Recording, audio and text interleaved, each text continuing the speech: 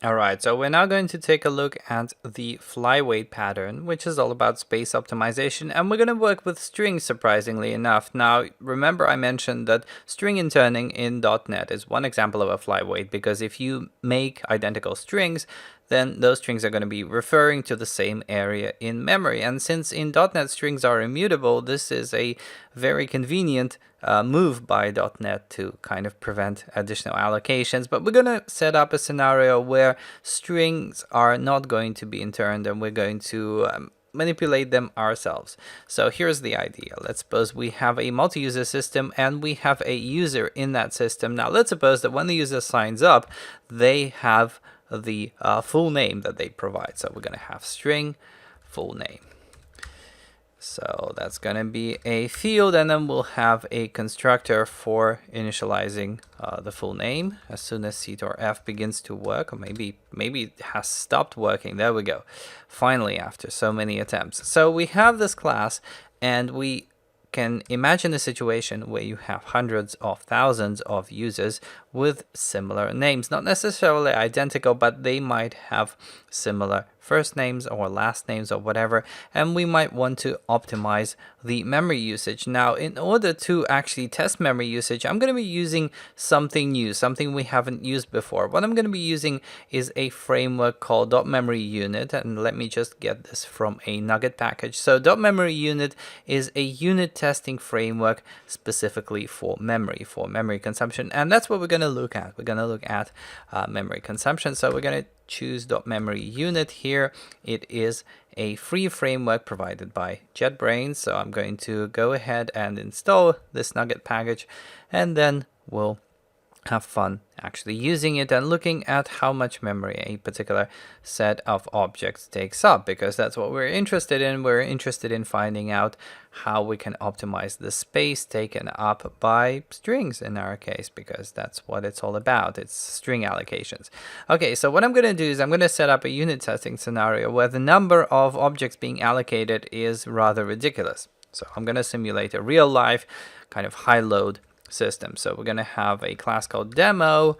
I'll put a main in here so that it compiles, but we'll have it as a test fixture. So that's going to be an unit. And in addition, I will have a test, and we'll just have a test called test user. All right, so test user. Now the idea is that I'm going to generate a rather large number of first and last names, and then I will create a list of users, and we'll see how much memory the actual users take up, but we're interested in the overall memory consumption generally. So when not just the users, but also the strings which the users employ. So first of all, let's generate those strings. I'm going to generate a bunch of first names. And the way I'm going to do it is I'll just make 100. So I'll say enumerable.range. So I'll take 0 to 100. So I'm going to have 100 elements, and I will select them using an algorithm called random string. There we go. Okay, so random string, which I'm just going to define up above as a method, and that's going to be a string returning method, by the way. So get a string in here. So this is just going to generate a random string. So I'll say rand equals new random, like so. And then what I'm going to do is I'm going to say, let's generate a bunch of characters. So I'm going to return a new string, which consists out of, let's say, 10 characters. So we're going to do enumerable.range to generate 10 characters. And then I will select, for each character, so for each index I will select a character which is essentially the letter A plus a random value from 0 to 25. So that's going to be rand next 26, like so. And then I will get this range and I will turn it to array. And that way you can feed it into a string constructor. So here's my random string. I've generated 100 random first names, and I will generate 100 random last names as well. Last names like so. Okay, so we'll make a list of users. Var users equals new list of user like so. user. There we go. Okay, so we make a list of users, and then what we do is we go through each of the first names and each of the last names, and we make a user. So we're going to have 100 by 100. We're going to have 10,000 users, which should hopefully give us an indication of whether we're getting any memory benefits. So I'm going to say for each var first name in first names, for each var last name in last names, and then I'm going to say users.add new user, and then let's interpolate the first and last name. There we go. Okay, so we're interpolating the first and last name. Now what I want to do, just for the fun of it, is I'm going to force garbage collection, so that if we have any junk like the temporary strings that are used in the constructor here, they are actually garbage collected. So I'm going to force GC.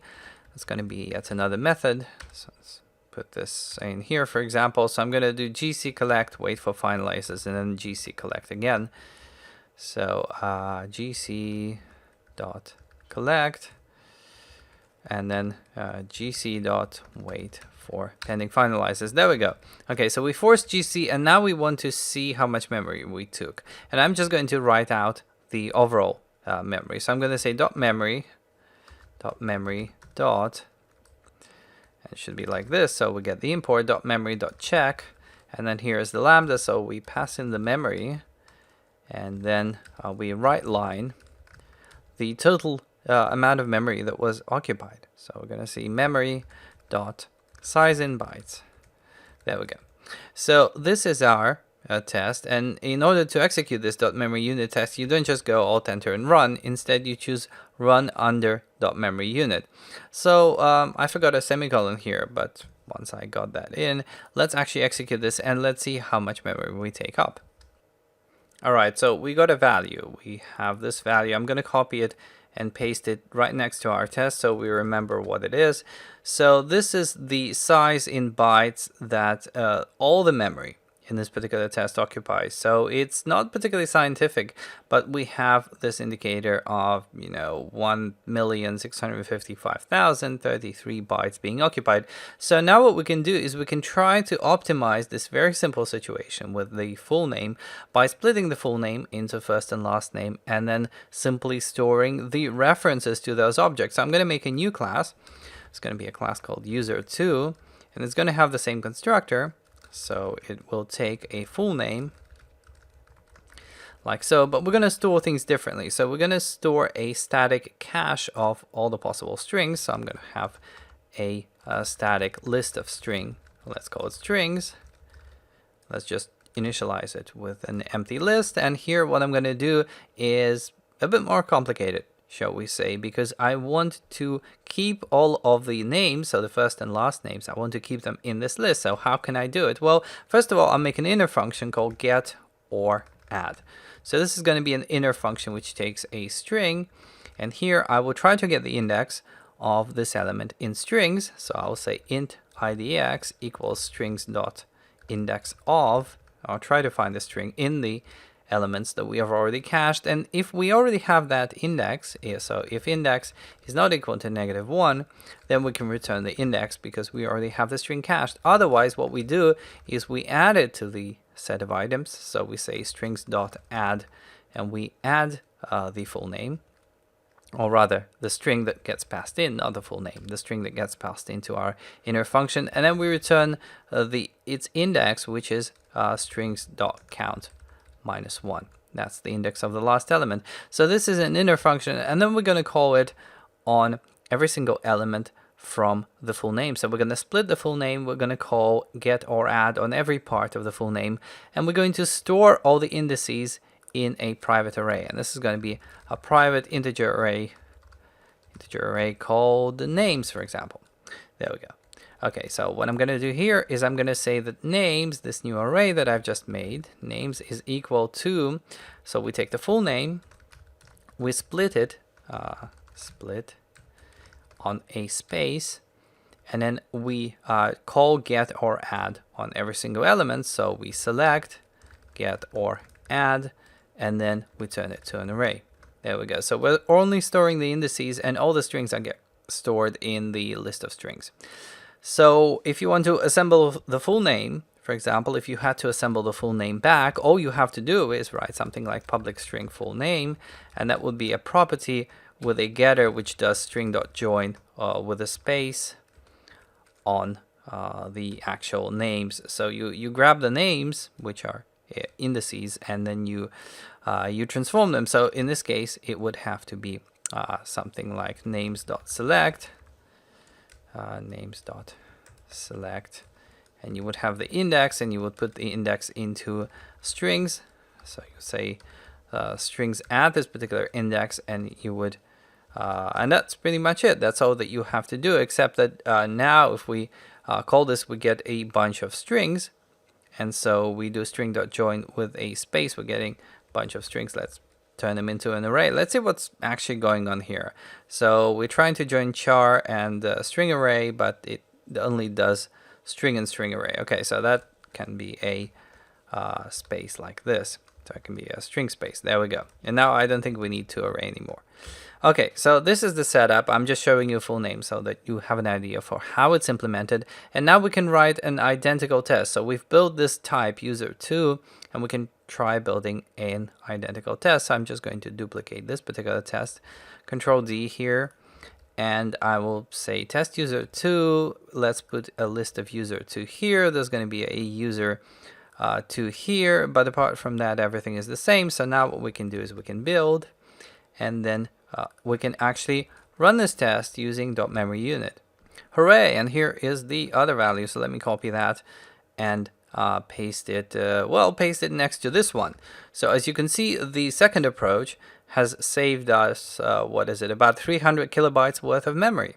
Now, I know this isn't a particularly scientific test, but it makes perfect sense because we're storing a lot fewer strings. There is a lot less diversity in strings. So instead of storing 100 by 100, which is 10,000 strings, we're storing just 100 plus 100, which is 200 strings. So that's where we get the memory saving. As you can see, the memory saving it's not dramatic, and it's unlikely to show up unless you have lots and lots and lots of users. However, if we're talking about not an in-memory stored by the database, this approach makes even more sense that way. And so this is how you implement the flyweight pattern.